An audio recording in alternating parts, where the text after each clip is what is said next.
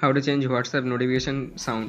প্রথমে WhatsApp open করতে হবে, তারপরে থ্রি ডটে ক্লিক করতে হবে, তারপর সেটিংসে ক্লিক করতে হবে, নিচে নোটিফিকেশানস বলে লেখা আছে, এখানে ক্লিক করলে উপরে মেসেজ আছে, মানে মেসেজে গিয়ে নোটিফিকেশান টোন এখানে ক্লিক করলে যেখান থেকে খুশি এটা চুজ করে নিন, তারপরে যেটা পছন্দ সেই গান সিলেক্ট করলেই আপনাদের নোটিফিকেশানের সাউন্ড চেঞ্জ হয়ে যাবে।